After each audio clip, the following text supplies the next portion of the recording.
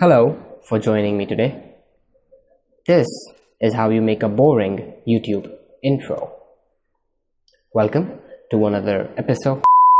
I'm not sure if I want to call these things episodes, but yeah, thanks for coming. Good to have you here.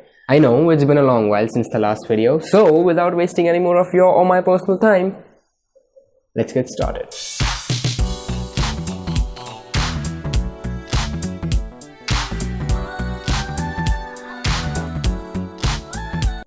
India a few days ago legalized homosexuality. Well, kinda. In the sense that homosexuals still cannot get married legally, but at least making out isn't a crime anymore, which if you think about is everything that this country wants. Jokes apart, the reaction to this has been a mixed bag. Millennials are celebrating, religious oldies are complaining, as always. But I have been thinking, why was this a problem in the first place? The law that was modified was placed into action by the British while they were still ruling the country around 160 years ago. After the British left, the law somehow still found its way inside the constitution of the country. Now, the question is, why should something that two people do privately, regardless of their gender or sex, be a problem to anyone? Why should it be offensive to someone right now or even back then? The answer is social morality. Yeah, I know I kinda make it look like some fancy badass psychological term, but to be honest, I just made it up, so play along. I'm interested in knowing, how does society decide what is right and what is wrong? How do people agree upon a collective moral ground? At first, it might seem like a very stupid question and you might be tempted to say something like, well, there is nothing to think about. Right is right and wrong is wrong, period. But I wish things were so simple. They are not. We know that different cultures and different societies have different moral standards. They have different set of things that they accept to be justified and non-justified. On top of that, our moral codes and legal laws are far from being perfect. Because if they would have been perfect, then we would never require a revision like legalizing homosexuality. We should understand where our morals come from if we want our society to move in the right direction. Now, of course, you could be someone who doesn't care about society at all, in which case staying in home all day playing video games is a perfectly valid way of spending your life. Screw it, guys, I'm not doing this. Anyone up for an Age of Empires 2 multiplayer match? I'll be Spanish.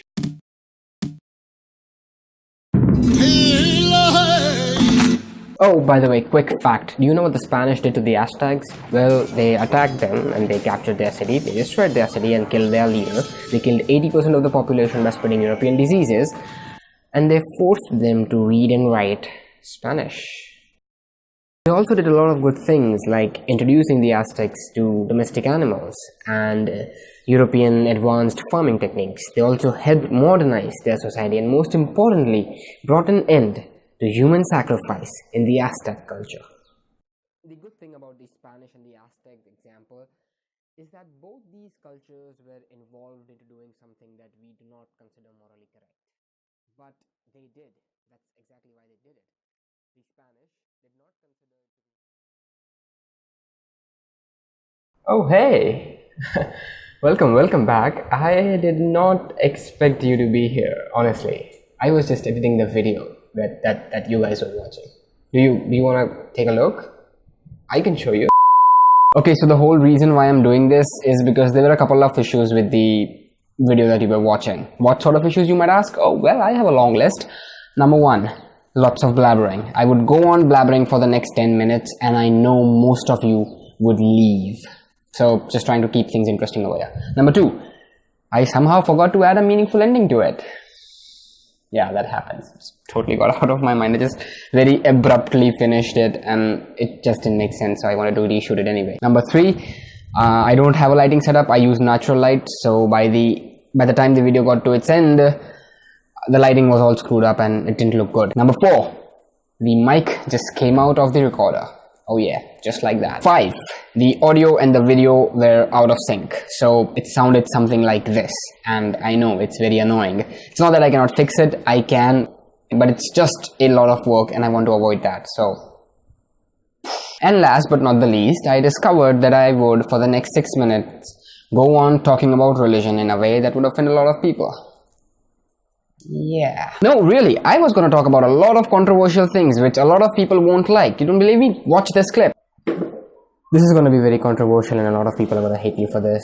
So, let's go. In our schools, we don't teach children that the universe came out of the mouth of a timeless, spaceless entity. We teach them about the Big Bang. Every time someone's sick, we don't take them to a church or a temple, we take them to a hospital. And that is because deep down we all acknowledge that religion is a not so accurate description of the world we live in. I think I can still deliver my point in a healthy way without hurting anyone's feeling. Also, the science versus religion debate is not something I want to get into. So let's just avoid that and try to make another awesome ending for this video together. Oh yes, you and me together. We will call it the awesome ending. Part 2. Yeah. Without wasting any more time, let's actually get to the ending of the video. So the reason why I brought up the Spanish Aztec example earlier is because both these cultures back then must have thought themselves to be morally okay. I mean, the Aztecs did think that it was a good idea to sacrifice their enemies, and the Spanish thought that it was perfectly okay to invade other cultures. The point is that these cultures practiced certain things that are considered morally wrong in today's world, but back then they were just okay. That's exactly why they were practiced. So the whole point here is that you and me and everyone else, individually and collectively as a society, might have certain opinions that we think are just fine, but later might turn out to be wrong. What the Aztec culture considered to be right wasn't right for the Spanish, and vice versa, and this goes for everyone. This is exactly why we cannot have culture to be the basis of morality, because it's just different for different people. And most people draw a sense of morality from their religion, but even that cannot work because it has the same problem. Different people follow different religions. If you live in a secular country like India, you can see where the problem is. For example, if you're a Muslim, you cannot just walk up to a Christian or a Hindu and tell them, look, this is what is written in the Quran, this is what I believe, this is where you are wrong according to what I believe, therefore you're supposed to act in a certain way. You cannot do that. It doesn't work because they don't have the same faith as you do. They just have different opinions about the world and therefore they act differently. So when we try to invent this global, secular, universal morality, it cannot be based on religion because the people that fall under that morality do not follow the same religion. Another issue with religious morality is that sometimes it's just wrong. I mean, take homosexuality for example. Most people hate homosexuals because they think that their faith declares homosexuality as something unnatural or a sin. But how can something be a sin without being a choice? Almost every religion gets this wrong. They think that homosexuality is a sin, and a sin that deserves some very serious punishment. But today we know that it's just not the case. It's not the person's fault if they are a homosexual. This is why we cannot base our morality on religion, because although it has some good things like, hey buddy, don't kill someone, or honor your parents, sure, those are good things, but it's wrong at certain places, and we cannot let Bronze Age opinions to decide what we should be doing and should not be doing in the 21st century. We have two central issues over here. Morality cannot be cultural or religious because people just have different cultures and people just have different religions. Anyone can just come up with their own version of what is right and wrong, and they can just go around doing whatever they want in the name of God, which is not compatible with everyone else. Therefore, morality cannot be cultural or religious. Morality cannot be religious also for the reason because religions are sometimes wrong. For example, evolution, which we know did happen. And if you are thinking that if evolution happened, then why are still monkeys around, then go talk to a monkey, because I cannot answer that for you, sorry. What should then be the solution of this? How do we solve this? Do we have something which is the same universally for everyone and also a very accurate description of the reality that we live in?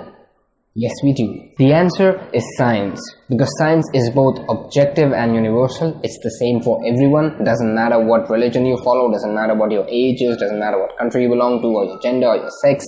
Science is the same for everyone. The laws of gravity are the same, biological principles are the same, thermodynamics acts for you the same way it does for me. The universe is same for you the way it is for me. The only difference that there is in here, nowhere else. Unlike religion though, science is a fairly accurate description of the world we live in. Take homosexuality for example again. Religious people can hate homosexuals, others can have opinion about it, people can keep discussing, talking, they can protest, people can do whatever they want. But once the research is in place, once we establish scientifically, objectively that homosexuality is a biological condition, that's it. That's the end of the story. No more talking about it. Anything that anyone believes after that is just misinformed opinion. That's all it is. Once we understand homosexuality from this scientific perspective, we know that the existence of homosexuals is as natural as it is for a man to like a woman or a woman to like a man. We know that it's not someone's choice, it's not something done by the people for attention, neither it is something that's in their head. We understand and recognize it like a biological condition, and only then we can ensure that homosexuals get their equal right. Can science answer every question? I don't know. Can science give us a sense of morality?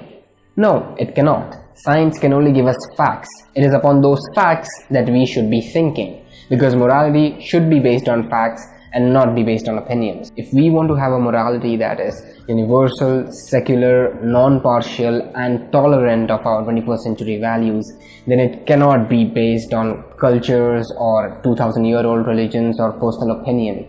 It has to be based on something objective, universal and solid. And I believe science is our best bet in doing that. So with modern day science and a little bit of common sense, we find ourselves in a place which is free of social and religious dogma. We look at the world from this renewed, fresh perspective, and we must recognize our power, because in the end, we are the ones who make the rules, and therefore we should realize that we can change the rules if we need to. So the next time you find yourself having very strong moral opinions towards something, ask yourself, why is it that you feel so? What makes you think this way? Look into the facts. Look into the science, look into how it works, and then decide if what you think is justified or not. You might not be able to change your feelings, but at least you'll be able to see why you think what you think. And that is so much better than being blind. It's been a pleasure talking to you. I'll see you next time.